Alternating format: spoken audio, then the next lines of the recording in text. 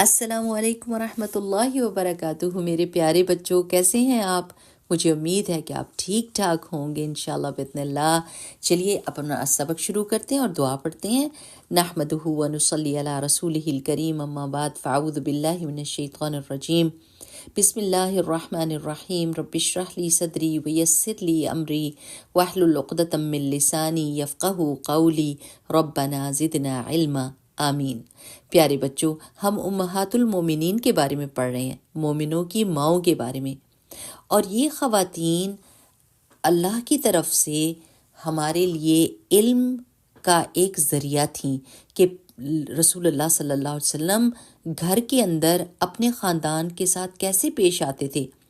رسول اللہ صلی اللہ علیہ وسلم واحد وہ پیغمبر ہیں جن کی نجی زندگی جو پرائیویٹ لائف تھی وہ بھی پوری طرح سے لوگوں کے سامنے رکھ دی گئی تھی، اور کوئی بھی حصہ اس کا چھپا ہوا نہیں ہے میرے پیارے بچوں۔ اور یہ بہت مشکل بات ہے کہ رول ماڈل بنا جائے، کیونکہ ہر طرح کے حالات میں اور ہر طرح کی سچویشن میں ایک ہی طرح کا اعلیٰ اخلاق اپنانا بہت مشکل ہے۔ رسول اللہ صلی اللہ علیہ وسلم تو اپنے گھر والوں میں بھی سب سے زیادہ مہربان، سچے، امانت دار، مددگار اور دوسروں کا خیال کرنے والے تھے، جیسا کہ وہ اپنی باہر زندگی میں تھے لوگوں کے ساتھ۔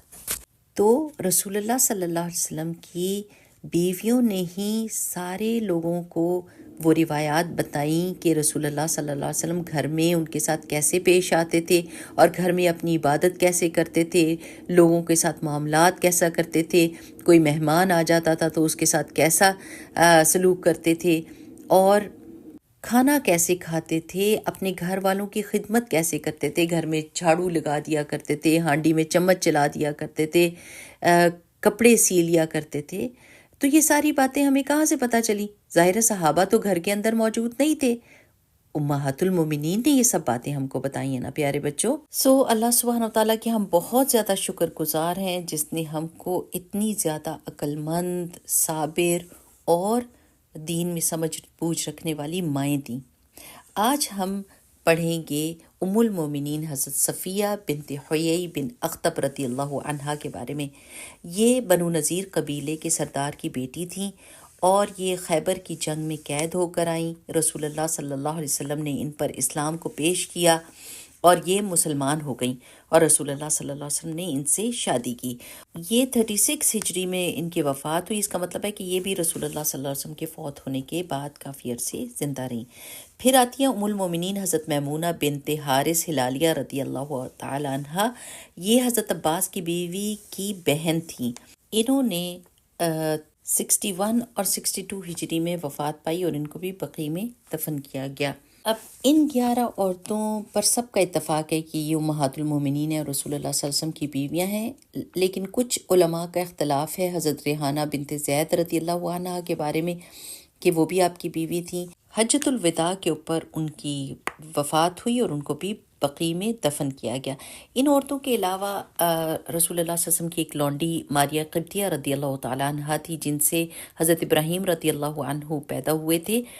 لونڈی کا مطلب یہ نہیں جیسے آج کل آپ کے نوکر آپ کے گھر میں ہوتی ہیں، بالکل نہیں، بلکہ اس زمانے میں لونڈی اس کو کہتے تھے کہ جس عورت کو اپنے گھر میں رکھا جاتا تھا، پوری اس کی ذمہ داری لی جاتی تھی، اس کی حفاظت کی جاتی تھی، اس کے کھانے اور کپڑے کا خیال رکھا جاتا تھا، اور اس کو اسی طرح فراہم کرتے تھے سب چیزیں جیسے کہ اب باقی خاندان کو کرتے ہیں۔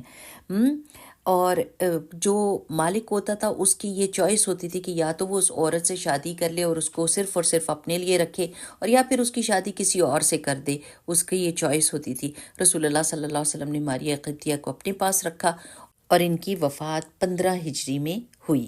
اب یہ سمجھنا بہت ضروری ہے کہ اللہ سبحانہ و تعالیٰ نے یہ ریلیکسیشن کہ اتنی ساری عورتوں کے ساتھ رسول اللہ صلی اللہ علیہ وسلم کا نکاح ہوا، صرف اور صرف رسول اللہ صلی اللہ علیہ وسلم کے لیے خاص کیا، اور میں نے آپ کو اس کی وجوہات بھی بتائی ہیں آلریڈی۔ یہ بہت بڑی اور بھاری ذمہ داری تھی رسول اللہ صلی اللہ علیہ وسلم کے کندھوں پر کہ وہ اتنی ساری عورتوں کی ذمہ داری اٹھاتے، ان کا خیال رکھتے، جو کہ مختلف عمر کی تھیں، مختلف بیک گراؤنڈ سے آئی تھیں، مختلف ان کے موڈز تھے، ان کی اپنی شخصیات مختلف تھیں، ان کا بیک گراؤنڈ فرق تھا۔ اور ہم اپنے گھروں میں دیکھتے ہیں کہ ہمارے ابو ایک ہماری امی کا دھیان کرتے کرتے ہی تھک جاتے ہیں، وہ ہر کام کر کے دیتے ہیں لیکن پھر بھی ہماری امی کو تسلی نہیں ہوتی۔